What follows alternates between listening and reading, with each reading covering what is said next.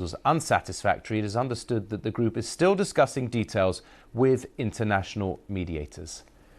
With me is Shehata from BBC Arabic. Saeed, where is there common ground on a ceasefire proposal? Unfortunately, there is no common ground. Israel's goals are destroying Hamas, disarm Hamas, putting the leader of Hamas in exile, and releasing all the hostages.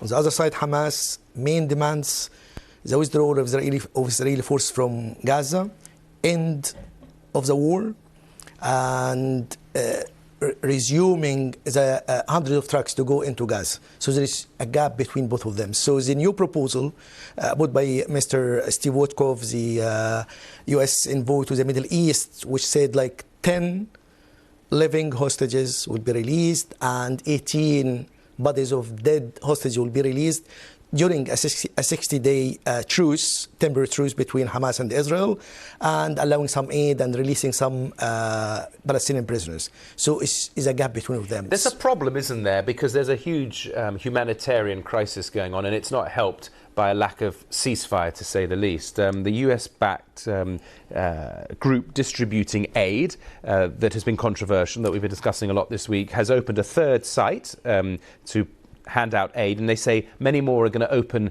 in the coming weeks too. There are 4 sites, 3 in the south and 1 in the center. And so far, they helping to distribute, but the scene of chaos because they can't control the hungry people. In addition to that, the World Food Program said one of its warehouses, hungry people went there and get the food because they are very hungry after a blockade of about 11 weeks.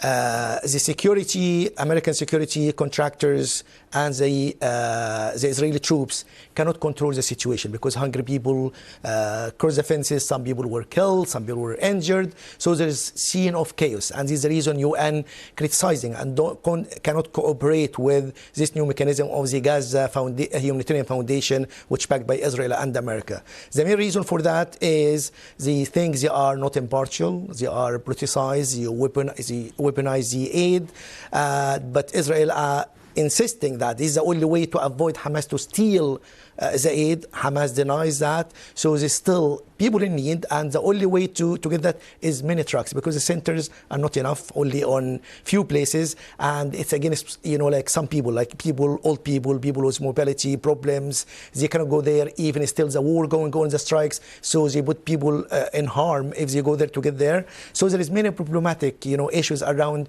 to get the aid. So the hunger is still there, the lack of medicines, the lack of, the basic needs of the families are there. So the GHF, like the Gaza Humanitarian Foundation, they're trying to help, but it's not good enough in the eyes of Hamas, in the eyes of the international community, in the eyes of the United Nations. Okay, Shehata from BBC Arabic, thank you.